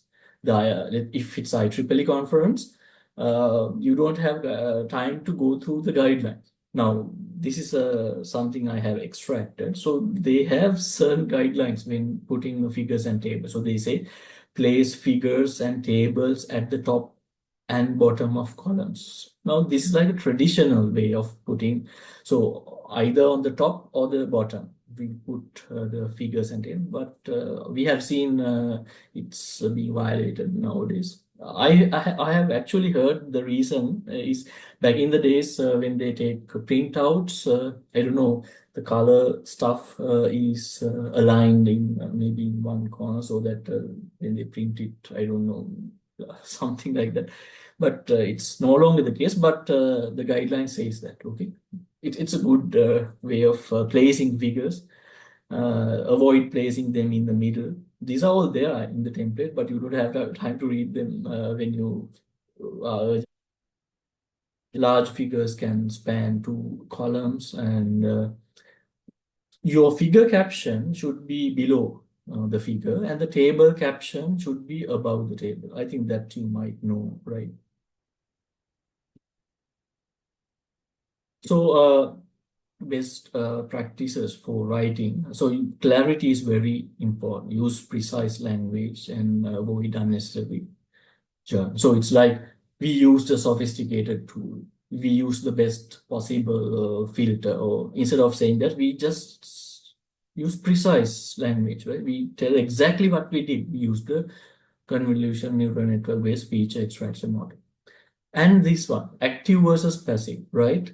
So old school was passive, right? The experiment was conducted, but now we write it in active voice. We conducted the experiment, right? So in the methodology section, you will encounter many of these sentences. So we write them as active voice, right? Then the consistency is also important, because when you describe something at one place, you would say something, and for that in another place, even you might use a different word for that, or different variable. So don't do that. You have to maintain the consistency, right? So for example, let's say we say, oh, we compare the images with the gallery images. So first we say, okay, gallery image. Then after a while we forget what word we use, and then we say the database contain 1,000 images. Now you see, you are confusing the reader, right? But we are referring to the same thing, the gallery and the database. So don't do that. You have to have the consistency. You have to have uniform terms of variables, tools, procedures, everything, right? You have to stick to one thing right throughout the paper. Okay. And overloading should be avoided. That is, in the methods, you don't need to put every minute detail. So if you think certain details are important, maybe you can move them to an appendix, right? For example, there is a theorem that you may have derived. So that derivation you need not put in the methodology. You just maybe show the equation, the result of that, but the derivation can go to an appendix, right? So it's the extended. Even figures can go to appendix. So if you have a code, a pseudo code, or if you think that is important, I mean, it depends. Normally, we need not have an appendix in most of the times, but if you think that is very, very important, you can have an appendix and move those additional things, and don't cloud it inside the methodology section, right? So since time is also running out, I'll quickly show, because methodology, I don't think you are having much of a problem. It's just certain practices that you have to know, because these things you have done. You are the one who did it, so you just explain it, right? So you can see you have the methodology section. As I said, for the related works also, you can have a nice small paragraph explaining, okay, in this section, we present the lane representation mechanism. So that is our section A, a detailed explanation about our model architecture. So that is subsection B, and the algorithms used to further increase the model accuracy. So we just give a nice like a prefix, and then we move on to the details. Okay, right. Then results and discussions. So that's also easier to write because you have done the experiments and you have the results. But let me tell you some quick things that is important, right? So you have to present your findings clearly and objectively. Objectively means, without thinking about your personal feelings, right? Whatever you got as results, you have to present them as it is, right? And while you are doing it, you have to highlight the key observation, because maybe just telling a lot of numbers and some results does not make sense. You have to guide them. You have to guide the reader or the reviewer.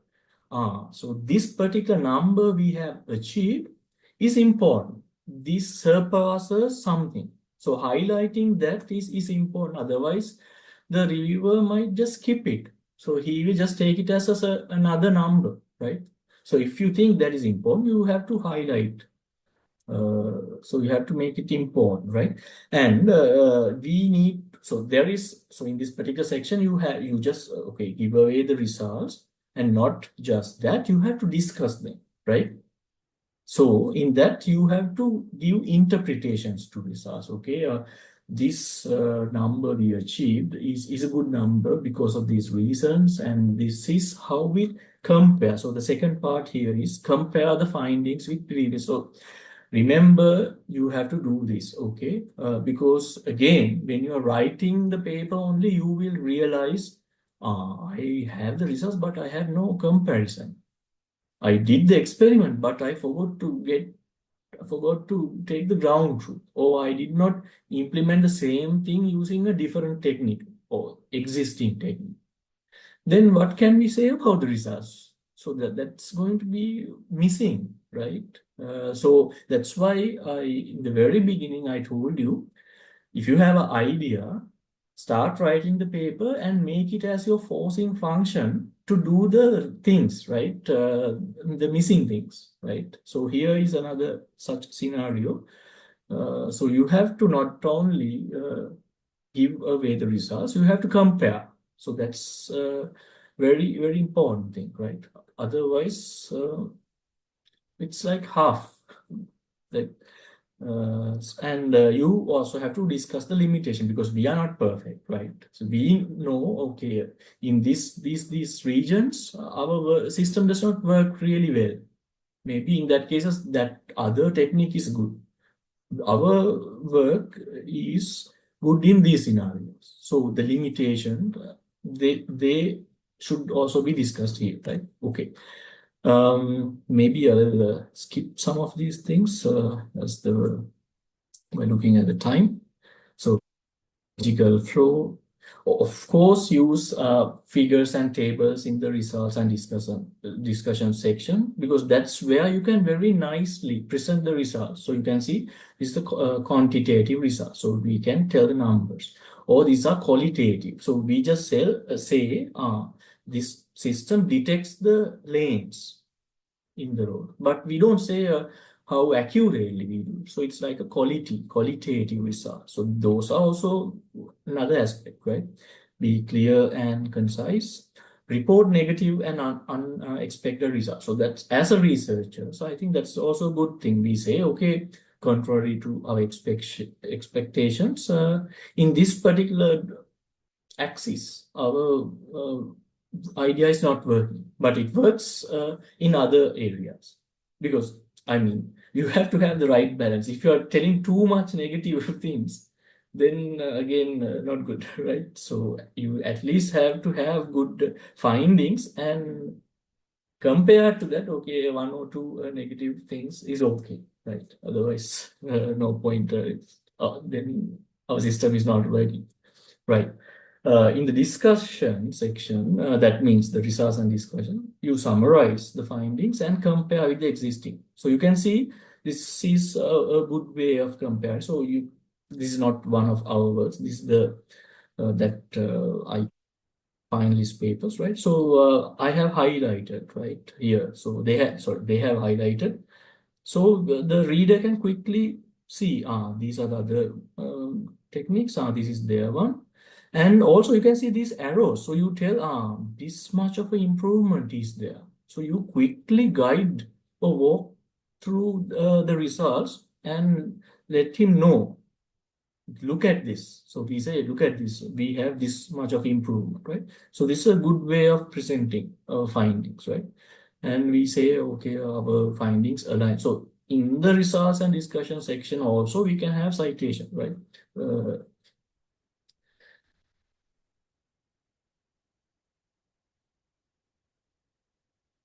Sample paragraphs, I think you got the idea. So we say the results and the discussion. So we say it can be also observed that all this perform better in the normal category, and they are comparatively lower so we are acknowledging, oh, okay, we have our limitation also, right?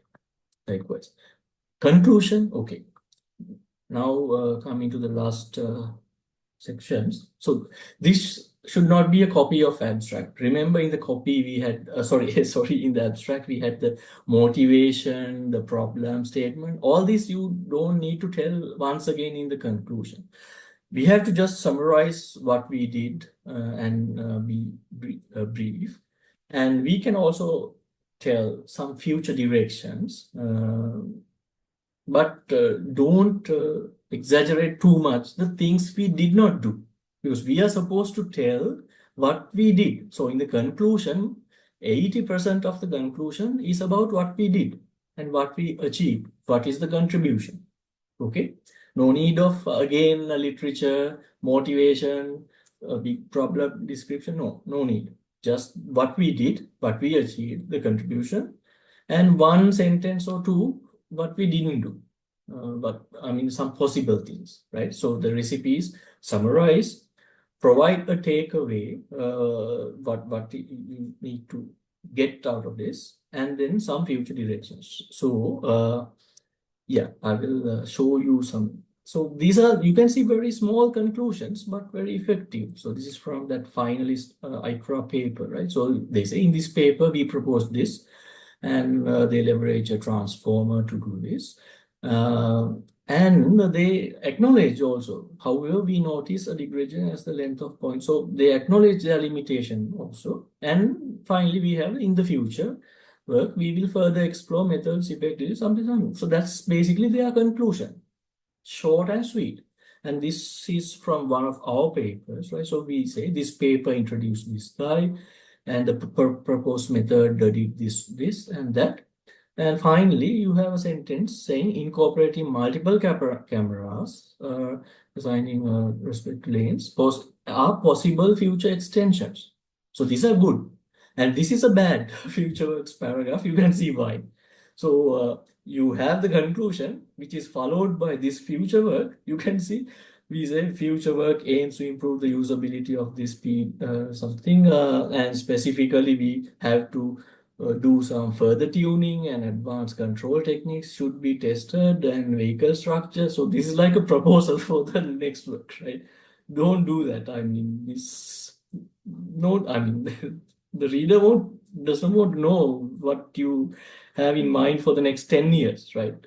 So just you can see one sentence or something like that for future exploration. Okay. References, yeah.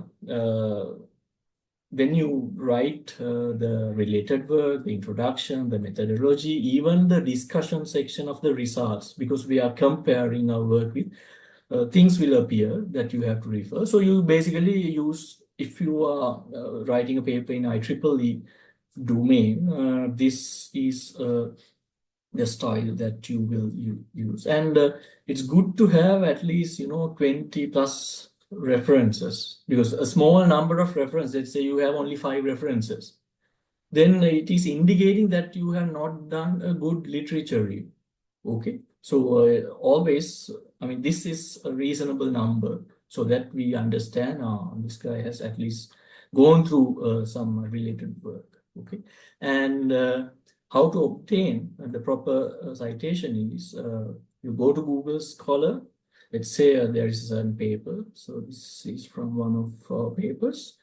Then you have the site, and this would appear. And this Harvard style actually, sorry, I think I have put the wrong one. I think this Chicago one closely resembles IEEE style, I think. Yeah, this one, this is a mistake. And normally now we are more using LaTeX, right? In that case, you have the BibTeX entry, which you get this and include in your text file, right? But if you want to put it in a presentation or something like that, you can just copy this guy and put it at the bottom. Again, my mistake. This one is better suited for IEEE one, right? Chicago one. Right. So here you can see the number of citations. So that indicates whether it's a good paper. So very few, I very take 1 minute or so to quickly tell some other tips. Okay. Title. Right. Okay. Now we have written everything. So good title. Even I'm not in a position to tell you how to do that. Right. When you look at titles and you get the idea that certain titles are better than certain ones, right? So it's not easy, right? So of course, the title needs to include the keywords, highlight unique contributions, and there should be some, catchy something engaging. So here you can see now this is like kind of a trending way of putting titles. You put some nice name there. You extract certain words and letters and you create something and then put it like this: CMO on roads. So this is CMO. This is for actually Ceylon Moratoire that we created.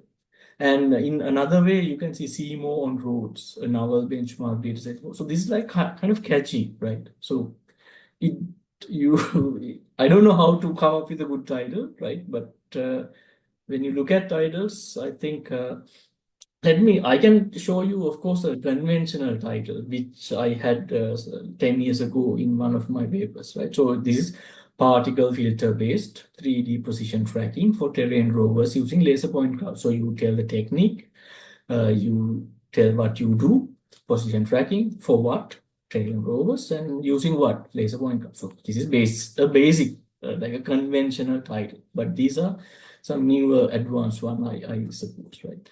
And I already told you about the appendix. So if you have a proof of theorem, pseudocode, those can go, but not really needed in an appendix. It depends, right?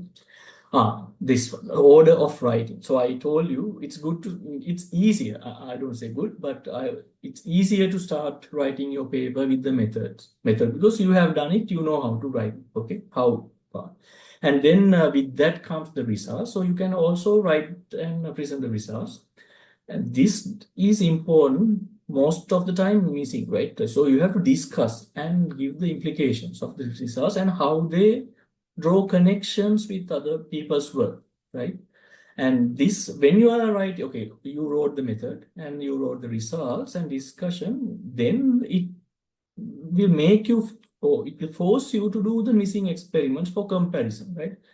So that happens actually. We have also advised students. So when we are going through their paper, we say, the ablation study is missing, right? You have not done that. You have not compared with this guy's work. Can you please do that, right? So we ask them to. So that comes under this because we have to compare. Otherwise, it's just standalone results. And then you can write the literature, right? To contextualize that is finding the right context of this work. And then the introduction. So these are the important ones, abstract and introduction, because now you have clear understanding of your findings because you have already written methods and stuff, the results and discussion. Now you're in a position to describe them. So you can start writing the introduction. Conclusion is I think maybe you can even write it even before this one. And finally comes the abstract, right? Use that recipe, the 5-part recipe, the motivation, the problem, your idea, the implication, and kind of a conclusion, right? And then take some time to come up with a good title, right? This one. Yeah. So when you are submitting papers, what happens is it's just 1 hour or you just complete it very like few minutes before the deadline, and this does not happen. If you're writing a good paper, if you want to get your paper accepted in a good conference or a journal, right, you have to discuss with your instructor multiple times and revise and polish your paper, right? A good paper would need multiple rounds of revision to make it a compelling one. Let me tell you, right? So we have had many discussions with students. Sometimes now these students, they have graduated 1 or 2 years ago, but still writing their paper, right? So you know, that is because actually due to another reason, because now they are busy with their work or higher studies or something, right? But anyway, we have to have multiple rounds of revision uh, with your instructor, right? And no, sometimes you guys even submit papers without telling the instructor. Bad. Don't do that. Okay. Right. So let me summarize what I told you. Writing papers is a skill. It does not happen overnight, right? So you have to write, and I am still learning certain things, right? Good writing skill is something you can learn. And your paper should have just one clear, sharp idea, not too many ideas. So one clear, but around it you can have many contributions, right? That points towards this idea. If you have 10 ideas, write 10 papers. And I think we discussed how to write these sections, right? Abstract, introduction, methods, results, conclusion, and all. So you have to be clear, concise, and organized. So you can't be telling all these gossip in the paper, right? Each and every sentence should mean something, right? You can't have blah blah within or between sentences. Each and every sentence is important, right? Because naturally you get a page limit. Okay, it's 6 pages. So it will automatically force you, but still you are tempted to write many other things, right? Don't do that. And figures, tables, like if very effective to convey ideas. Revise and revise, right? Then only you will end up with a compelling research paper. So credits, yeah, that means I went through some of these things to get ideas to prepare this presentation, right? And of course, yeah, humbly, I also thank ChatGPT as well, right? Certain ideas came from that. Thank you. That's the end.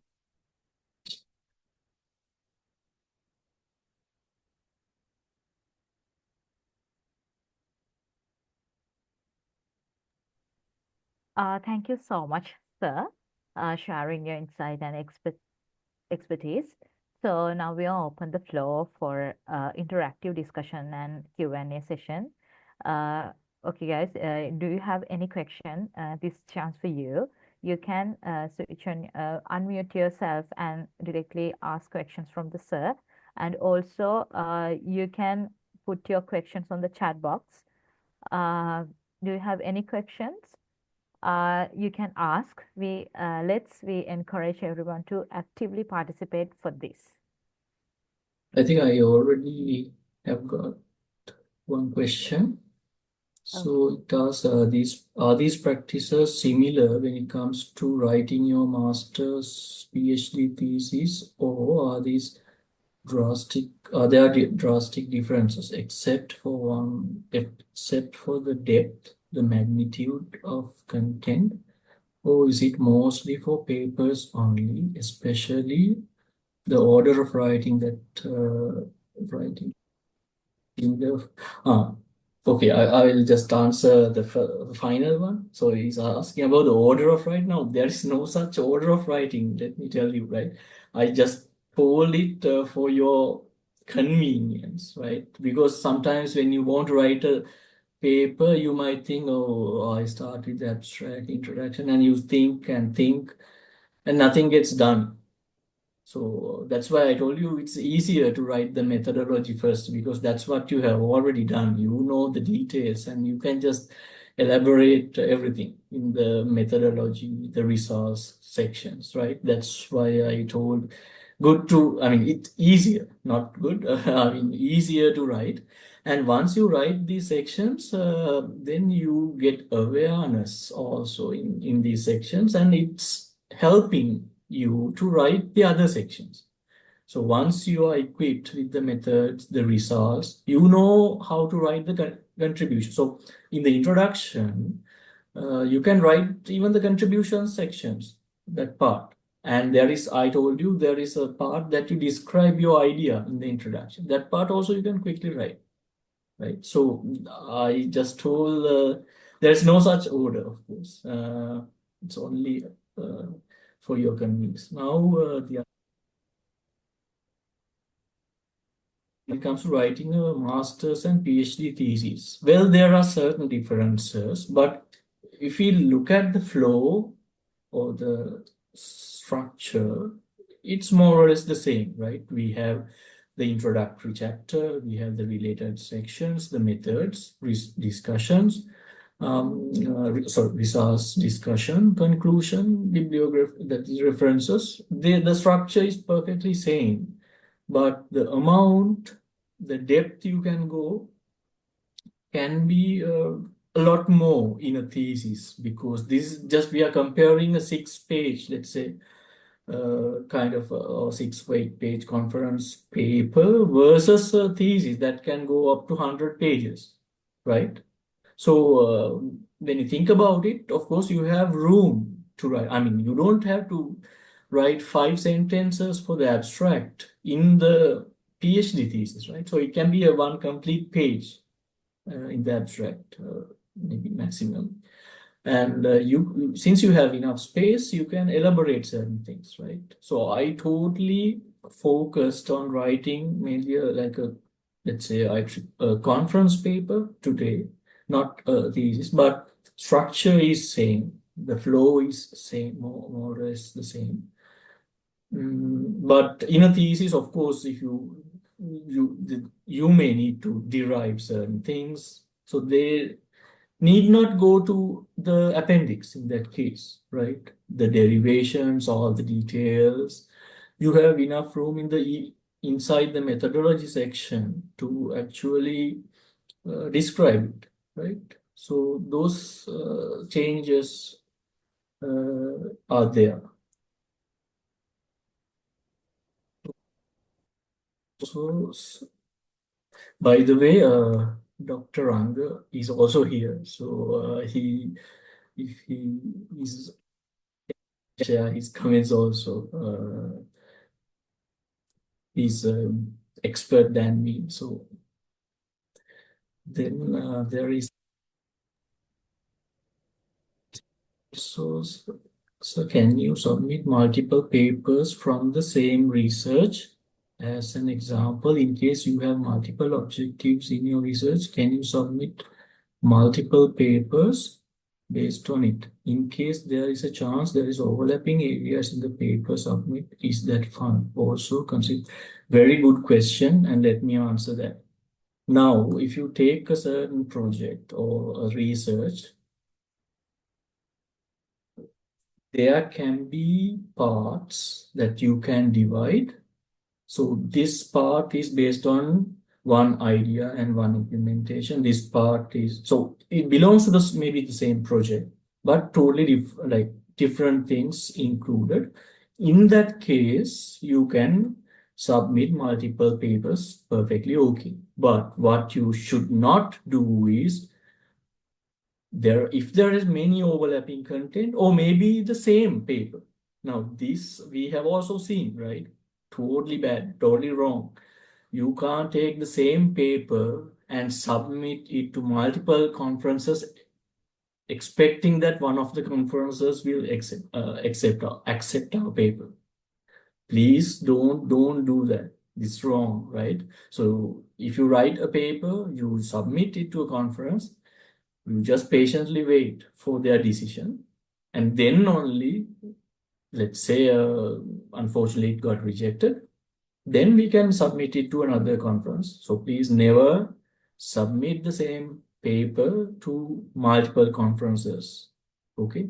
There are chances the reviewers can be the same, and the moment they see that's totally disaster, right? So don't do this. I think I answered that question. But again, same project, different areas, then different ideas, different implementation. Slight overlap is okay, but like if there is a lot more like overlap, definitely you should not submit it to multiple ones.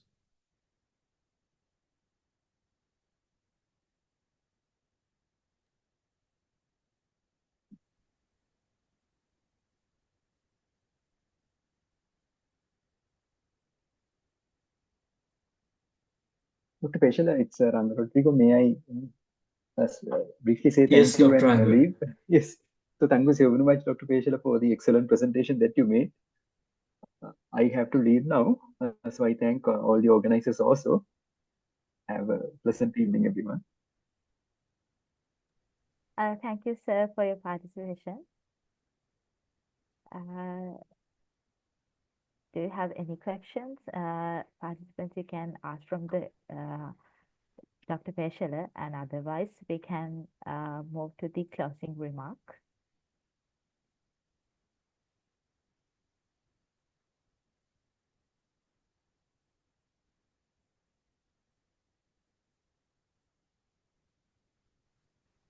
I think there is no more questions. So before wrap up, I would like to express our heartfelt gratitude to our distinguished speaker, Dr. Peshala Jayasekara. Sir, we have prepared a small token of appreciation for your contribution to success of this session. So please accept it.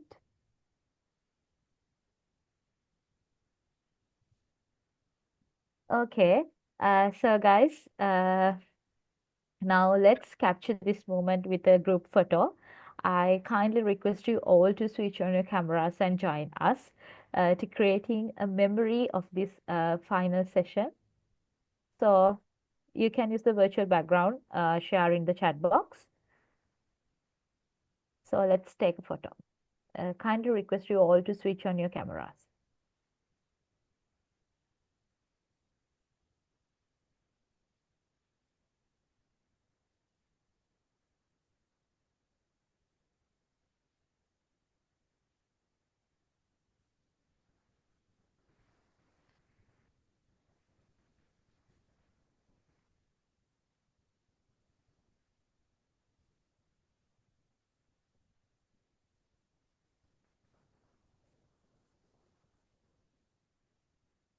Okay, I will count 1 to 3, then say cheese.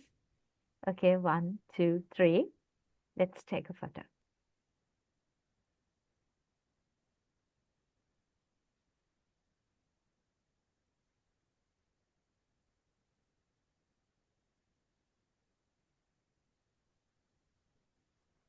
Okay, thank you all. It was very nice. So now we are moving to the end of this session. As we conclude the final this phase of this IEEE Industry Application Society Sri Lanka chapter Reflect Mentoring Program. So I would like to give my heartfelt thanks to our distinguished guest, Dr. Peshala Jayasekara and Dr. Ranga Rodrigo, for your conspiration and inspiring for to make this event success. And thank you all the participants who are participate today and my committee. Thank you all. Let's make on another session. So I wish you all to have a very best in your research and professional journey. Have a wonderful evening. Thank you.